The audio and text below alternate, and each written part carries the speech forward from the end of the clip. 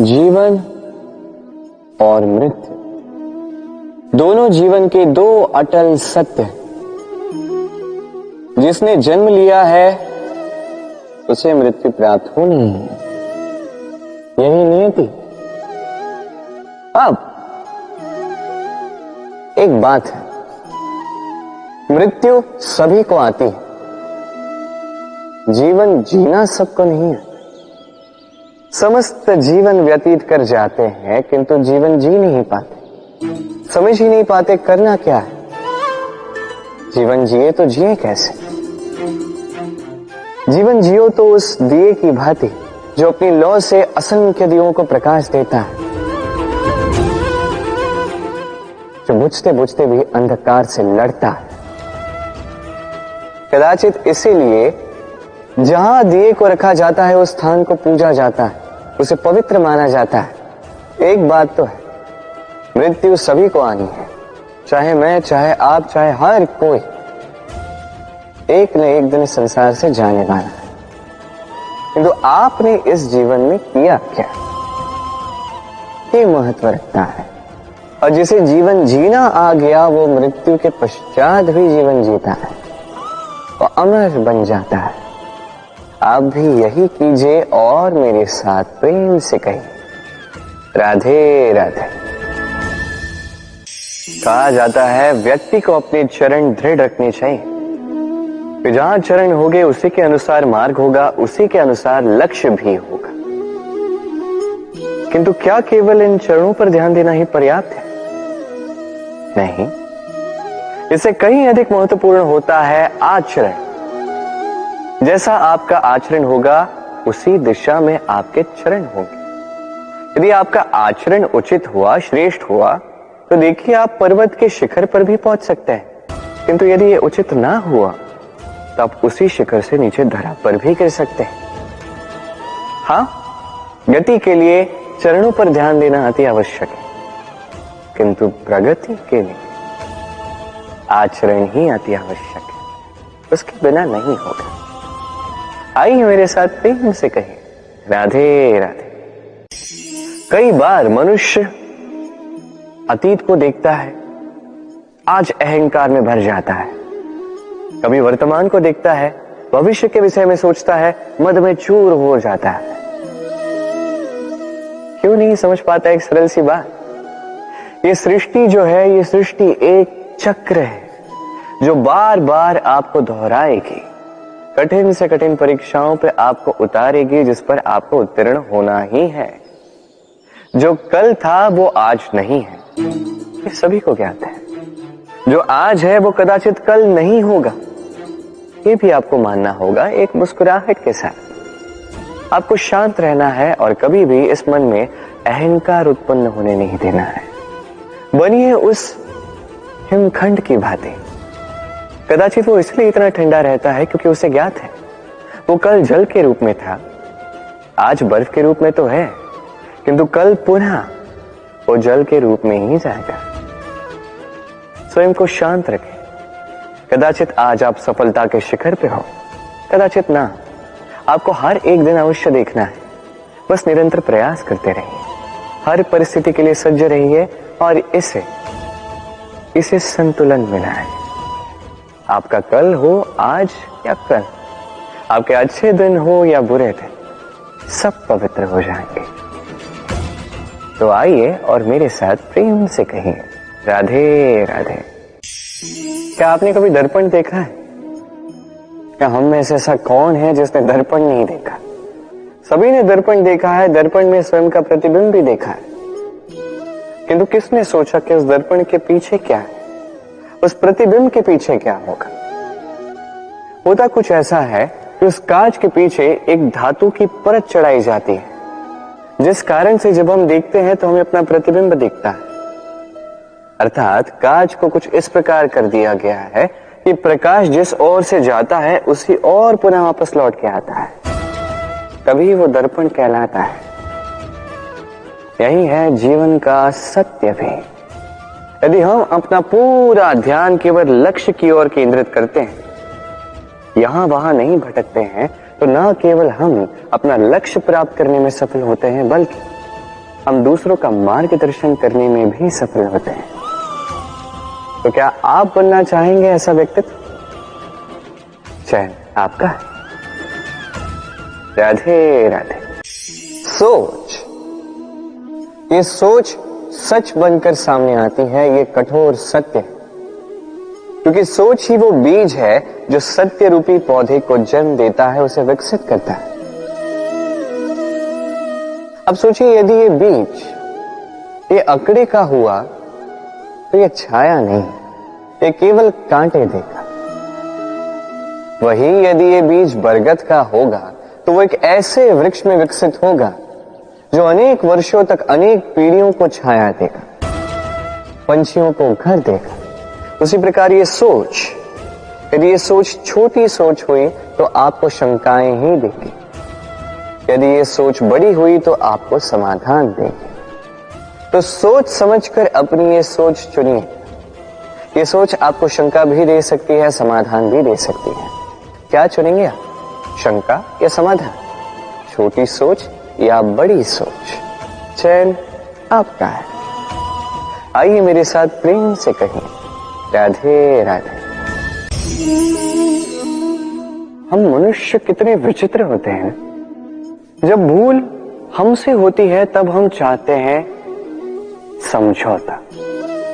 यही भूल किसी और से हो तो हम चाहते हैं न्याय। क्यों? एक ही परिस्थिति में दोहरा व्यवहार किस लिए? देखिए, यदि समझौता, न्याय, प्रतिकार या प्रतिघात के स्थान पर हम केवल प्रेम से भर दें तो ना हमें समझौते की आवश्यकता होगी, ना न्याय की आकांक्षा होगी। क्योंकि मनुष्य समझौता या न्याय केवल तभी चाहता है जब कुछ लेना चाहता है, किंतु प्रेम में तो सब कुछ अर्पण कर दिया जाता है। स्मरण रखिएगा, सबसे बड़ा समझौता और सबसे बड़ा न्याय केवल प्रेम ही है। तो आइए और इसी प्रेम के साथ कहिए, राधे राधे। कुछ पाते हैं, कुछ खोते भी, कुछ स्वप्न साकार होते हैं, कुछ लक्ष्य अधूरे भी छूट जाते हैं। जीवन में ये होता ही है, हर एक के जीवन में होता है। किंतु जब भी हम किसी से मिलते हैं, हम कौन सी बातें करते हैं? हम उसी की बात करते हैं जो हमने खोया है। स्वयं भी दुखी होते हैं, सामने वाले के मन को भी दुखी कर जाते हैं। इससे कुछ विपरीत करने का प्रयास कीजिए, सकारात्मक बनने का प्रयास कीजिए। ध्यान उसी पर दीजिए, स्मरण केवल उसे ही कीजिए, महत्व उसी को दीजिए जो आपके पास है। जो आपके पास नहीं, उसकी आस में त्रास क्यों सहना? उसी की गिनती कीजिए जो आपके पास आज यहां वर्तमान में है। जैसे मैं कंस मामा की गिनती नहीं करता जिन्होंने मेरा बालपन झंझोड़ा, मैं गिनती करता हूं यशोदा मैया की, मेरे बलराम दाऊ की, मेरी राधे की, जिन्होंने मेरा जीवन संजोया। आप भी यही कीजिए और मेरे साथ प्रेम से कहिए, राधे राधे। नाम, जन्म लेते ही व्यक्ति के लिए ये नाम अत्यंत महत्वपूर्ण हो जाता है। माता, पिता, पुरोहित सारे उन अक्षरों को ढूंढने लगते हैं जिससे आपका नाम आरंभ होगा। किंतु क्या केवल नाम और राशि के एक हो जाने से सब कुछ ठीक हो जाता है? कदापि नहीं, क्योंकि आपके कर्म ये महत्वपूर्ण होते हैं, अन्य कुछ भी नहीं। देखिए, नियति भी आपके कर्मों के अनुसार ही आपका भविष्य नियत करती है। यदि आपको उदाहरण दूं, सोचिए, एक है राम और एक है रावण। दोनों का नाम आरंभ होता है रा से, किंतु एक को मिला भयानक अंत और एक समस्त ब्रह्मांड के अंतर्मन में बस गया। तो स्मरण रखिएगा, ये नाम नहीं, ये कर्म श्रेष्ठ है। यदि आपके कर्म श्रेष्ठ रहे तो आपका नाम कुछ ऐसा बनेगा कि संसार में कोई मिटा नहीं पाएगा। तो आइए और मेरे साथ प्रेम से कहें राधे राधे। कई बार जब हम कर्म करते हैं, सफलता प्राप्त करते हैं, कठिन परीक्षाओं पर उत्तीर्ण होते हैं, बड़े कार्य करते हैं, हमें लगता है कि संसार से थोड़ी प्रशंसा हमें मिलनी चाहिए, अच्छा लगता है। कई बार हमें लगता है ये हमारे कर्मों का फल भी है, हमें आनंद देता है। किंतु जब हमें ये प्रशंसा नहीं मिलती तब क्या होता है? हम दुखी हो जाते हैं, टूट जाते हैं, ऐसा लगता है किसी को हमारी चिंता ही नहीं है, ऐसा लगता है हमारे आनंद में किसी और को आनंद मिलता ही नहीं है। अनेक विचार आते हैं। किंतु मैं आपसे एक प्रश्न पूछता हूं, अब जो भी कार्य करते हैं, जो भी कर्म करते हैं, क्या केवल प्रशंसा के लिए करते हैं? यदि ऐसा है तो इस विचार को यहीं त्याग दीजिए, क्योंकि ये प्रकृति ये हमें कुछ और सिखाती है।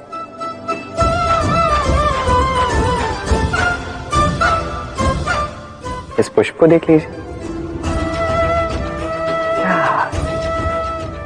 ये सुगंध जो पुष्प देता है, ये जैसे मेरे मन को उल्लासित कर देती है, जैसे मेरे मन में ऊर्जा सी भर देती है ये सुगंध। किंतु विशेष बात तो यह है कि पुष्प को यह कार्य करने के लिए किसी प्रशंसा की आवश्यकता नहीं है। यही है प्रकृति की सीख। जो सच्चा होता है, जो सत्कर्मी होता है, उसे प्रशंसा की आवश्यकता ही नहीं, क्योंकि उसके कर्म ही उसकी सुगंध होते हैं। देखिए, इत्र जो है वो नकली फूलों पर लगाया जाता है, सच्चे फूलों को इसकी आवश्यकता ही नहीं। इसी प्रकार आप भी कर्म करते जाइए एक शुभ भाव के साथ। इस मन को सदैव सदैव शांत रखिए, साफ रखिए। यदि ऐसा करोगे तो आपके कर्म इस प्रकार सुगंधित होंगे कि आपके जीवन में केवल और केवल आनंद ही होगा। तो इसी आनंद के साथ कहिए राधे राधे। तो संसार में ऐसा कोई पर्वत नहीं जो इतना ऊंचा हो कि मनुष्य उसके शिखर तक पहुंच न पाए, उसे लांघ न सके। इस संसार में ऐसा कोई सागर नहीं जो इतना गहरा हो कि मनुष्य उसके तले को छूकर पुनः लौट कर आ न सके। एक छोटी सी बूंद पर्वत के शिखर पर पिघल कर बहने लगती है और देखते ही देखते वो महानदी गंगा में परिवर्तित हो जाती। कारण क्या है? कारण है प्रयास, प्रारब्ध नहीं। ये प्रयास ही निश्चित करते हैं आपका प्रारब्ध क्या होगा। ये सारा खेल प्रयास और प्रारब्ध का ही है। आपके जैसे प्रयास होंगे वैसा प्रारब्ध आपका होगा। और यदि आपके ये प्रयास ऊंचे हो तो प्रारब्ध को तो आपके समक्ष झुकना ही है। क्यों? तो आइए और मेरे साथ प्रेम से कहिए राधे राधे। होली के त्योहार पर रंगों से खेलता है ये सारा संसार, पर क्या इन रंगों का सार ये संसार समझता है? कभी देखिए, एक चिंतित मुख केवल रंग का स्पर्श पाकर ही आनंदित हो जाता है। होली पर हम क्या करते हैं? पुराने को भस्म करते हैं और नवधान का स्वागत करते हैं। शिशिर समापन कर एक सौंधी, एक नई ऋतु का स्वागत करते हैं। चिंताओं को भस्म कर आशाओं का नया रंग स्वयं पर चढ़ाना, स्वयं को आनंदित करना, यही तो है होली। अब होली की एक बात है, दो रंग एक साथ नहीं चढ़ सकते। एक रंग उतरेगा तो ही दूसरा चढ़ेगा। और एक प्रश्न भी है, कौन सा रंग उतारा जाए और कौन सा रंग चढ़ाया जाए? यदि आपको उदाहरण दूं, लोभ का ये रंग, ये जब तक चढ़ा रहेगा आनंद का रंग नहीं चढ़ सकता, जो हुआ द्वारका वासियों और श्यामंतक मणि के मध्य। भ्रम का ये रंग जब तक चढ़ा रहेगा सत्य का रंग नहीं चढ़ सकता, जो हुआ रुक्मिणी के साथ। और ईर्ष्या का ये रंग जब तक चढ़ा रहेगा प्रेम का रंग चढ़ ही नहीं सकता, जो होता है आपके मेरे हम सब के साथ। तो आइए साथ मिलकर होली मनाते हैं, इन सब पर हम विजय प्राप्त करते हैं। अंधकार पर प्रकाश का, भ्रम पर सत्य का, ईर्ष्या पर प्रेम का और लोभ पर आनंद का ये सुंदर सा रंग चढ़ाते हैं। शत्रुता, घृणा, ईर्ष्या इन सब का त्याग करते हैं और सबका सखा बन जाते हैं और प्रेम से कहते हैं होली है। हाँ, वो तो हम अवश्य कहेंगे। राधे राधे। संसार में कई बार ऐसा होता है, हम बड़ी समस्या में होते हैं, विपदा में होते हैं और वो लोग जो हमारे समीप होते हैं, हमारे अपने होते हैं, वो हमारा त्याग कर चले जाते हैं। हम ऐसे में दुखी हो जाते हैं, निराश हो जाते हैं, फिर स्वयं चलकर उस समस्या से बाहर आते ही हैं। अब परिस्थिति चाहे जो भी हो, वो लोग जिन्होंने ऐसे समय पे आपका त्याग किया, उनसे क्रोधित होना, उनसे रुष्ट होना, ये अनुचित है। मैं तो कहता हूं कृतज्ञ रहिए। मैं तो कहता हूं उन्हें धन्यवाद कहिए कि उन्होंने ऐसे समय पे आपका साथ छोड़ा जब आपको उनकी सबसे अधिक आवश्यकता थी। क्योंकि या तो उनको विश्वास था कि आप स्वयं इस विपदा से बाहर चलकर आएंगे, या तो उनके त्याग के कारण आपने स्वयं का प्रोत्साहन बढ़ाया, स्वयं की शक्ति बढ़ाई और स्वयं उस आग से चलकर बाहर आए। अपने बुरे समय को आपने अपना अच्छा समय बनाया। अंत में आप और शक्तिशाली हो जाते हैं और श्रेष्ठ हो जाते हैं। और यही तो आपकी विजय है, जिसका कारण है उनका साथ छोड़ना। तो उन्हें धन्यवाद कहिए और मेरे साथ प्रेम से कहिए राधे राधे। धन, धन किसी के लिए मोह है तो किसी के लिए मान, किसी के लिए भाग्य है तो किसी के लिए कर्मों की इच्छा है। देखा जाए तो ये धन कहीं ना कहीं मनुष्य के लिए अत्यंत आवश्यक भी, पर इसलिए मनुष्य जो है अपना समस्त जीवन व्यतीत करता है इस धन को अर्जित करने। अनेक मनुष्य ऐसे भी होते हैं जिनका समस्त जीवन इसी धन में बीत जाता है। हर एक मनुष्य प्रयास करता है कि वो धनी बने, अधिक से अधिक धन अर्जित कर सके, संपन्न बना रहे। और ऐसा क्यों ना? क्योंकि यही एक वस्तु है जो आदान प्रदान व्यवहार में काम आती है। प्रयास हर मनुष्य करता है, धन अर्जित हर मनुष्य नहीं कर पाता। कारण ये कि मनुष्य सोचता है मेरे पास कुछ धन आ जाए तो मैं कुछ करके दिखाऊं। धन सोचता है कि ये मनुष्य कुछ कर दिखाए तो मैं उसके पास आऊं, इसलिए करके दिखाए। ऐसे श्रेष्ठ कर्म कीजिए कि धन स्वयं आपके पीछे भागने लगे। आप यदि धन के पीछे भागोगे तो आप अपना संतोष खो दोगे, किंतु यदि यही धन आपके पीछे भागने लगे तो आप महान कहलाओगे। इसलिए कर्म कीजिए, श्रेष्ठ कर्म कीजिए। ये धन तो फल स्वरूप आपके पीछे आएगा ही आएगा। तो आइए और मेरे साथ प्रेम से कहिए राधे राधे। जीवन क्या है? ये जीवन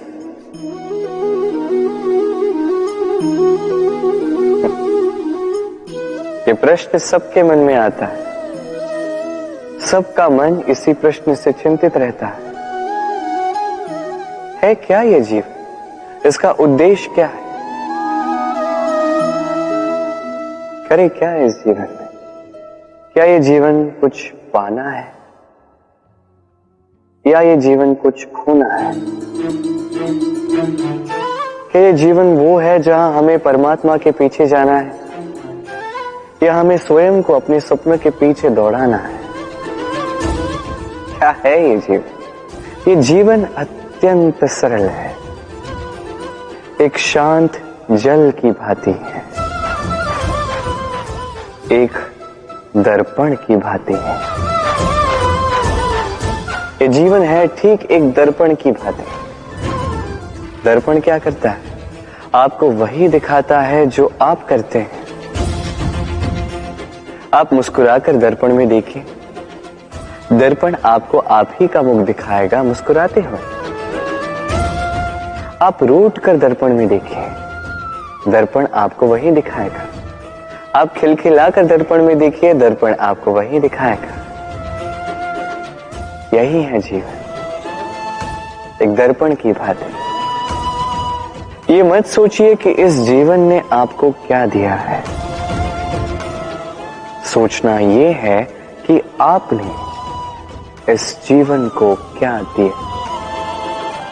यदि आप इस जीवन को सुख देते हैं, आनंद देते हैं, प्रेम देते हैं, तो ये जीवन भी आपको सुख, आनंद और प्रेम ही देगा। तो आइए और इसी सुख, आनंद और प्रेम से कहिए राधे राधे। हमारे मन में सदैव एक प्रश्न आता ही, ये जीवन जो ईश्वर ने हमें दिया, एक जीवन ईश्वर ने एक आत्मा दी है पृथ्वी पर जीने के लिए। जहां तक हमें ज्ञात है हमारे पास एक ही जीवन है, तो हम अवश्य ये सोचेंगे कि इसको सुधारा कैसे जाए। हर एक व्यक्ति सोचता है कि मैं क्या करूं जिससे ये जीवन सुधर सके, कौन सा कर्म करूं, कौन सा पुण्य करूं, कौन सा शास्त्र पढ़ूं जिससे मुझे वो ज्ञान मिले जिससे मैं अपने जीवन को सुधार पाऊं। समस्त जीवन व्यतीत कर जाता है इन प्रश्नों के उत्तर खोजने में, वो शास्त्र समझने में। कई सारे लोग फिर भी समझ नहीं पाते। चलिए आज मैं आपको एक सरल सी बात बताऊंगा जिससे आप इस जीवन को सुधार सकते हैं। जीवन, जिह्वा, इन दोनों की एक ही राशि। जिह्वा यानी आपकी वाणी, इस वाणी को नियंत्रण में रखिए, इसे सुंदर बनाइए, मधुर वाणी रखिए। जितना हो सके इसे सुधारिए, आपका जीवन सुधर जाएगा। क्योंकि वाणी ये होती अत्यंत शक्तिशाली, ये एक ऐसा बंधन है जो सामने वाले व्यक्ति को आपके व्यक्तित्व के साथ बांध देता है। तो इस वाणी को सुधारिए, इसे सुंदर बनाइए, आपका जीवन अपने आप ही सुंदर हो जाएगा। और आइए